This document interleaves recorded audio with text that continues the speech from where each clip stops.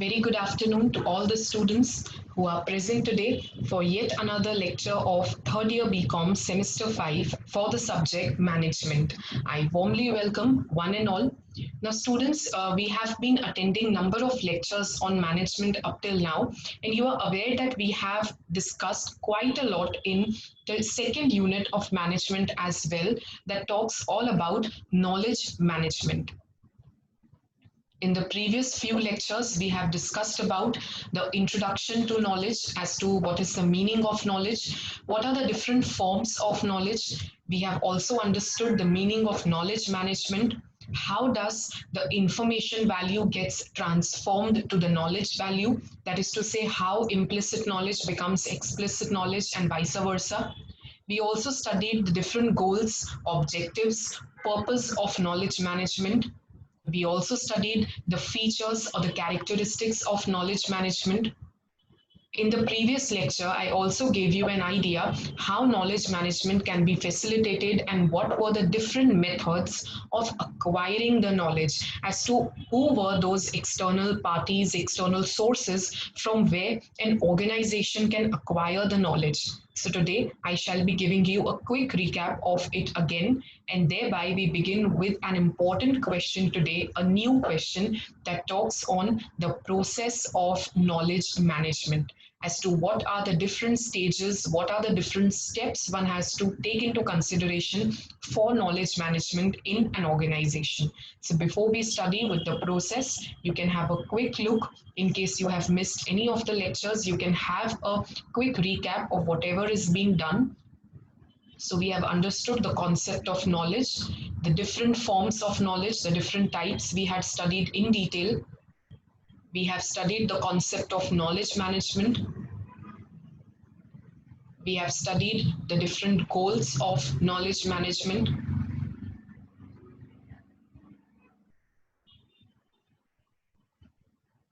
We also studied how can the information value being transformed to the knowledge value. So what were the four modes we have studied that, namely socialization, externalization, combination, and last but not least, we have also studied about internalization. Thereby, we have studied about the different features of knowledge management as to what does it comprise of.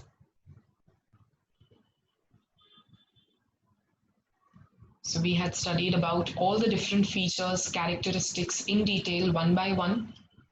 I hope you were clear with that as well. Thereafter, students, in the previous lecture, we have discussed about the methods of acquiring the knowledge. That is to say, the different parties, the different external sources from where can an organization acquire the knowledge. So I hope you remember, they were the customers, the suppliers, the competitors, the partners or the alliances of the business. It could also be acquired through mergers and acquisition. Lastly, one could have acquired from the other experts as well. So the first one being customer, I would give you a quick recap as we have already discussed it in detail previously. So the organization could acquire knowledge about the customer, for the customer, and from the customer. We had discussed what could be the knowledge for the customer, what could be the knowledge about the customer, and what knowledge can be obtained from the customer, how IT can help a lot in communicating with the customers, how feedbacks have to be collected, suggestions had to be welcomed, and thereby enhancing communication and cooperation between them. Thereby, we studied how the information is collected from the customers, about the suppliers, and for the suppliers. I had told you that suppliers would be those who are supplying us with the necessary raw materials for finished product. So for them, actually, the company has become now a customer. We are playing the role of customer. So even we would require knowledge from them as well. Again, the role of IT would be very much useful, just like in the case of customers. Thereby, information can also be collected from the competitors. One can grab knowledge about the competitors' strategies pertaining to the pricing, pertaining to the cost, pertaining to the quality, quantity. So even the same can be collected, organized, and presented. We studied about how partners could be an important source of knowledge acquisition, the partners or the alliances of the business organization. So one needs to get knowledge for the partners, about the partners, and from the partners as well. We also studied that one needs to be very much sure about what information is being shared and collected, because a partner today may become a competitor tomorrow as well. Thereby, we discussed about the mergers and acquisitions. That is to say, when the company merges with another company to form a third company, or when it is acquired by some other company, again, that target organization can give us some valuable piece of information. So the target is to how identify that valuable knowledge and thereby apply the same with the knowledge assets of our organization. Thereby, merging them would give us the synergy. That is to say, by the combination of the knowledge, it should give us more results. And lastly, if there is any piece of knowledge required, still it could be acquired from all the other experts as well. That is to say, right knowledge can be availed through consulting with new personals, adopting the services of consultants, and thereby how to transfer the knowledge into the firm itself. So I hope that you are clear with whatever we have studied up till now. Of course, you shall be getting the notes of every question we are discussing in Google Classroom. But still, if you have any doubts, feel free to ask them in the Google Classroom. Students, with this, I begin with a new concept today, yet an important concept, that is the process of knowledge management. You have been studying different aspects pertaining to knowledge management up till now, but we are now going to understand what is the process as to how knowledge is managed. What is the root, what is the end of the process, that we shall be understanding. Because let it be very clear that every sort of management has to pass through some or the other process. If I even talk about, let us say, material management, even that passes through a number of stages. I hope you remember it was all about acquiring the material, storing the material, utilizing the material. So similarly, even knowledge management passes through a process that has few steps to be understood. Because if one wants to avail the competitive advantage, definitely there has to be effective and efficient management of knowledge. So the process of knowledge management would consist of the following steps. That is to say, identifying the required knowledge. First and foremost, one needs to identify what knowledge is actually required by the organization, because we also studied this earlier, that there is a difference between information and knowledge. You could have a pool of information, you could have number of data, number of informations available, but what piece of information is a valuable knowledge for the organization has to be identified first. So once you have identified what knowledge is required, thereby you would work for acquiring or generating the knowledge. So then comes up acquisition or generation of knowledge. And in the previous lecture, we have studied the different sources from where the knowledge is acquired. Once you have identified the knowledge, you have acquired the knowledge as well, you would now work for knowledge codification. That is to say, you would now work for the documentation of the knowledge that you have already created. So whatever knowledge that is generated above, whatever knowledge that was acquired above will now be documented, will now be stored, or we can say codified. Once you have the knowledge collected with you, you would work for the application of the knowledge. That is to say, there comes the utilization of knowledge. Because I hope you still remember the definition we had done for knowledge management that showed that it is all about acquisition, storage, and utilization of knowledge. So this is the step where the knowledge would be used. I hope you remember that we had discussed about how knowledge is used for improved decision making, for solving some sort of problems, for taking competitive advantages and whatnot. Lastly comes the transfer of knowledge. That is to say, right person had to be made available with the right knowledge. So the same knowledge has now to be transferred as well. So this is, you can say, the different steps of the process of knowledge management. And whenever you also write the answer, you learn the answer, it has to be in the same sequential order only. That is to say, first identify the knowledge that is required, work for acquiring that knowledge, work for documenting or codifying that knowledge, work for the use of that knowledge, and lastly, transfer the knowledge to whom it is required. With this, now we begin the discussion of each and every point in detail. So, the first step in the process of knowledge management suggests identifying required knowledge. So when I say that the first step is to identify the required knowledge, it goes without saying that every person in an organization is in need of some or the other sort of knowledge. You could be performing any task. You could be from the production department, you could be from the marketing department, or from the finance or HR. But you have to perform a required task. You have to perform your job for which you also require some sort of knowledge. So, what is that knowledge to be required needs to be identified at this stage. Because once you know what piece of information is valuable to you, what piece of knowledge is required by you, then and then only can you work for its acquisition, storage, and utilization. So, students, each employee or an executive is a knowledge worker. We have studied it in the first lecture itself that human beings in an organization, human resources are the knowledge assets because they are comprising the knowledge with each one requires certain type of knowledge for the job performance. It could be any job, but they would require knowledge for the performance of same. A worker requires job knowledge, supervisor requires knowledge of the job relations and motivational tools, and manager should have the knowledge of changes taking place in the business environment.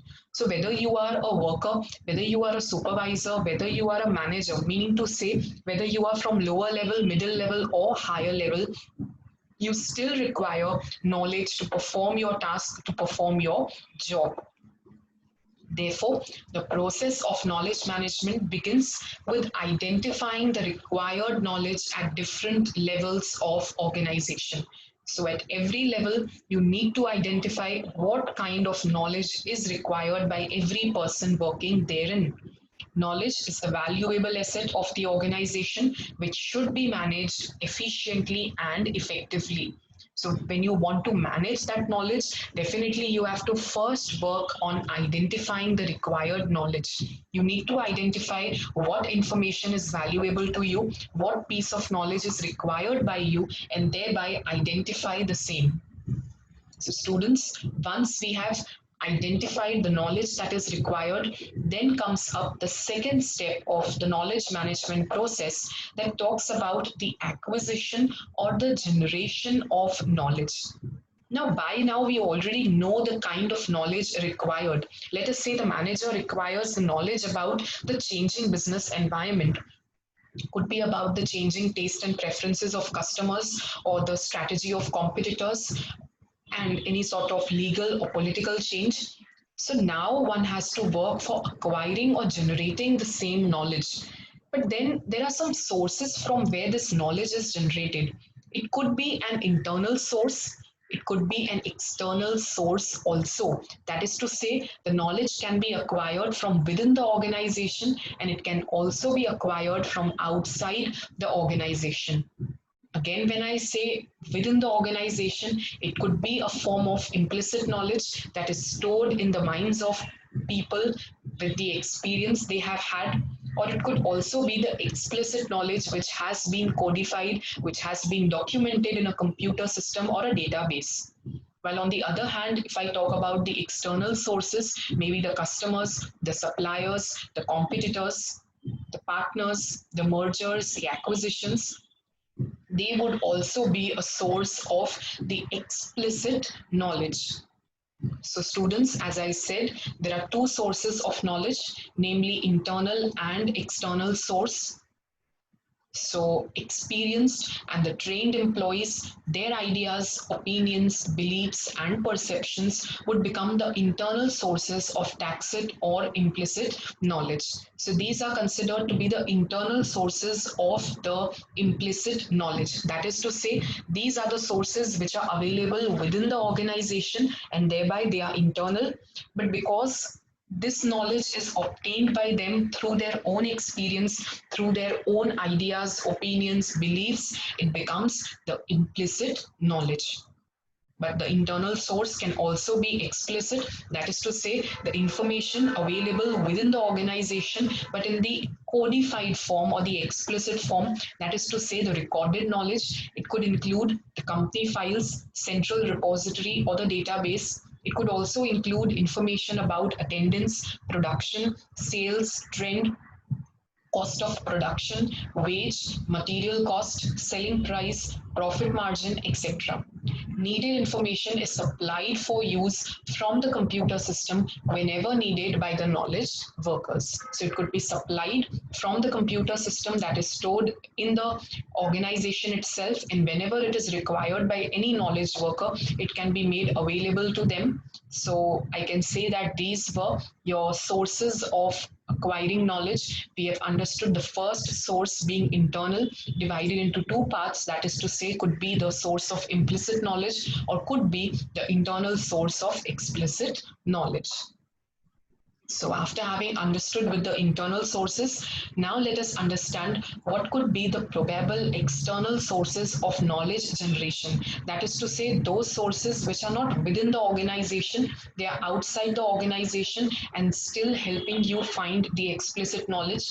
So external sources would include government, private publications, websites of other companies, research reports. So all these are form of, you can say, recorded knowledge, documented or codified knowledge. And thereby one can say that external sources are the sources of explicit knowledge. We have studied this earlier also when we studied the transformation of information value to knowledge value. I have explained you how implicit would become explicit and vice versa.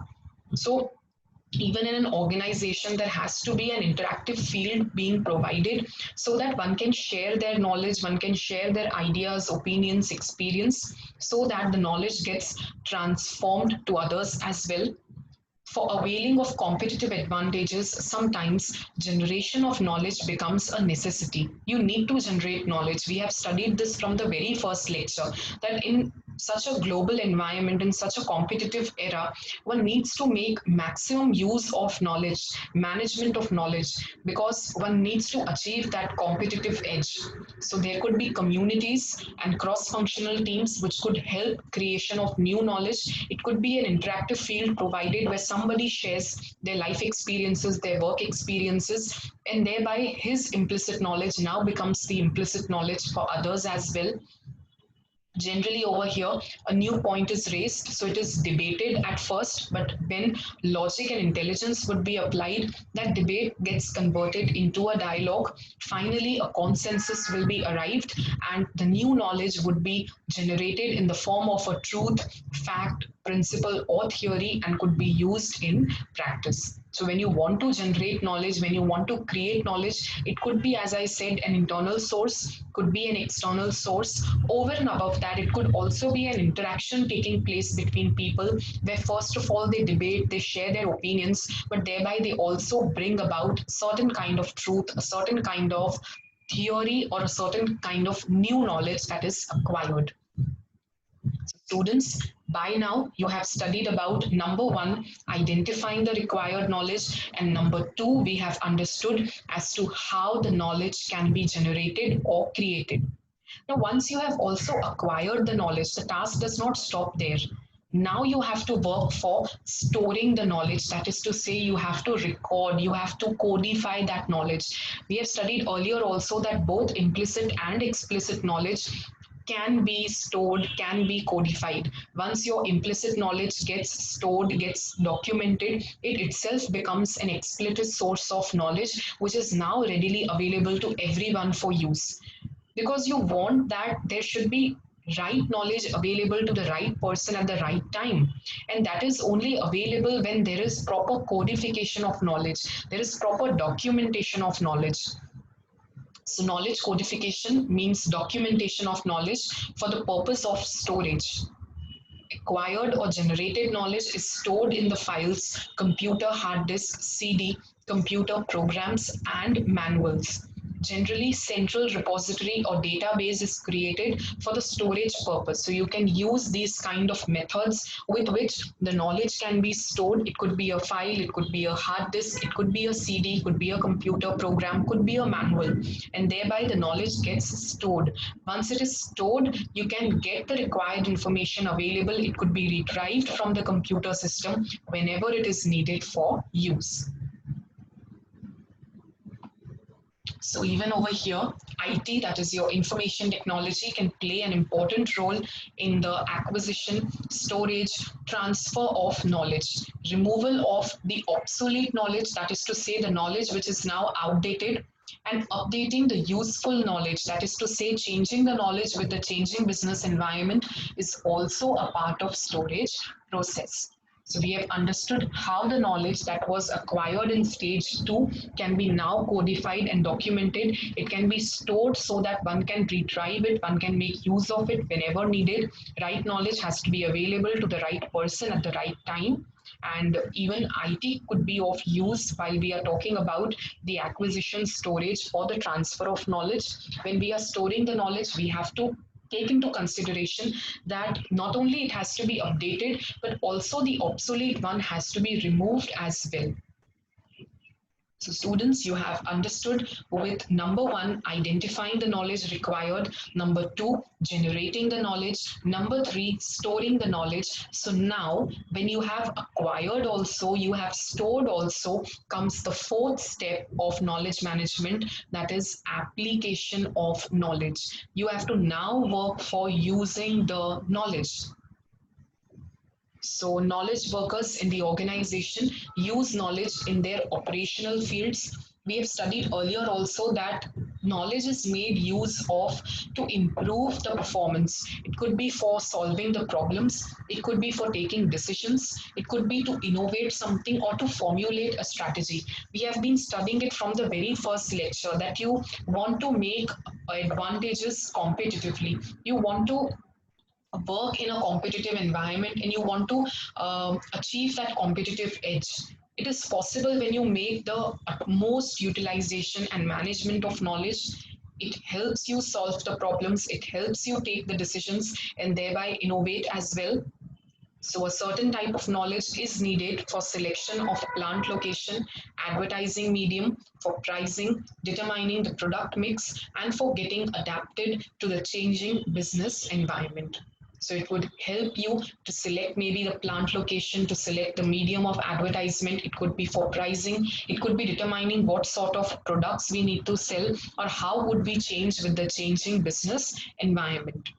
So decisions are not always based on the explicit knowledge, but use of judgment and practical wisdom also becomes essential, which is made possible by the tacit knowledge. So decisions, as I said, could be based on the explicit knowledge. Again, repeating myself, the knowledge that is stored somewhere, codified or documented, was the explicit knowledge. But on the other hand, the knowledge which is acquired from one's own experiences could be the implicit knowledge.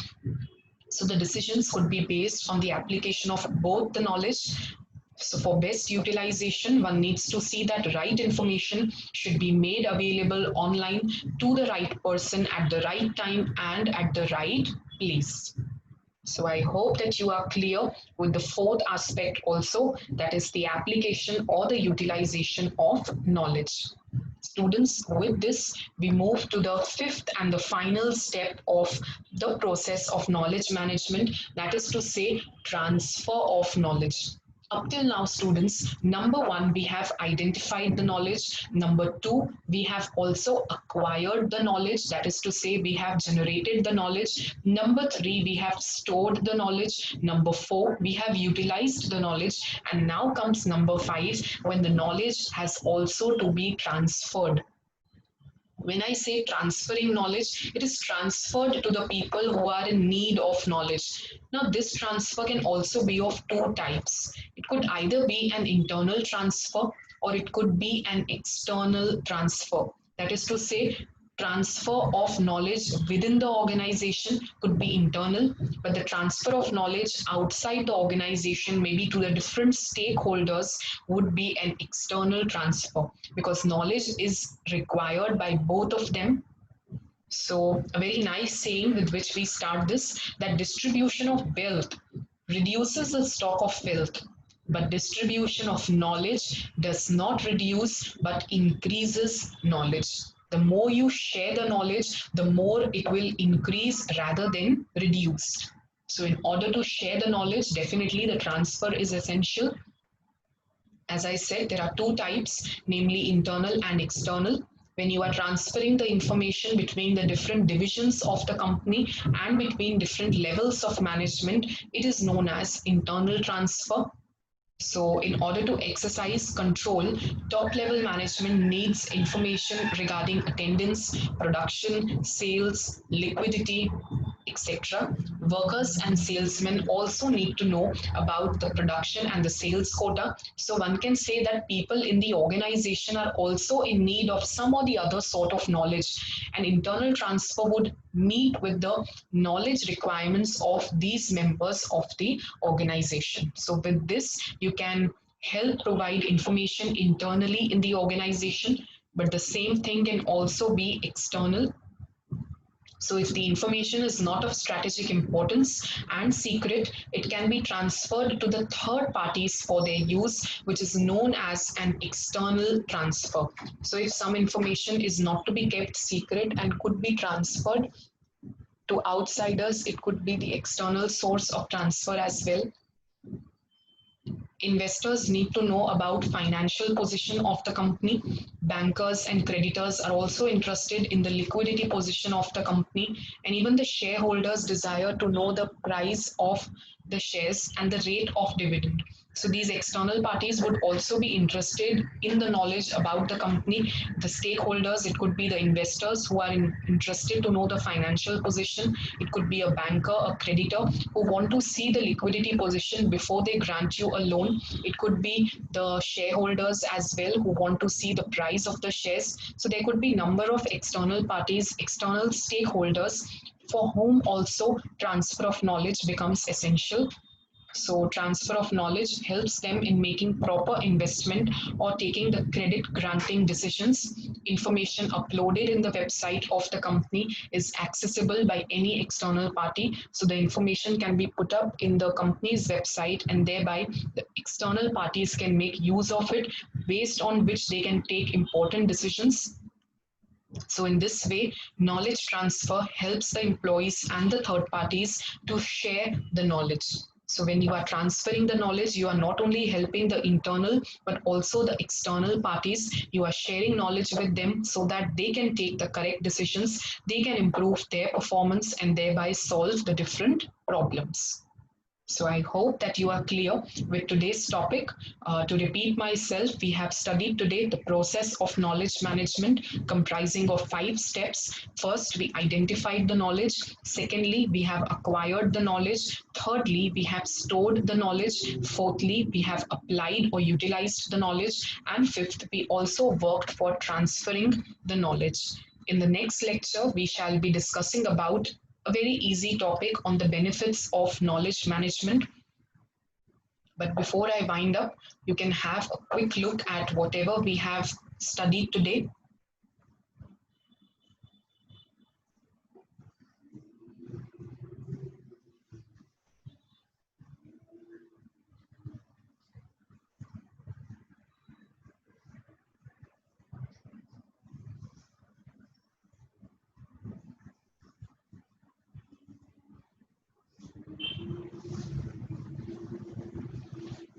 So students, we have been discussing the process of knowledge management. We have studied all the 5 steps today. I hope you were clear with the answer. Simple yet interesting answer. In case you have any doubts, you can always post them in the Google Classroom. Feel free to ask your questions and doubts so that I would be more than happy to solve them. See you soon in the next lecture where we shall discuss the benefits of knowledge management. Keep learning. You have been provided with the notes already of Unit 1. So do start reading the same. And thank you so much for the day once again. See you soon in the next lecture. Until then, happy learning.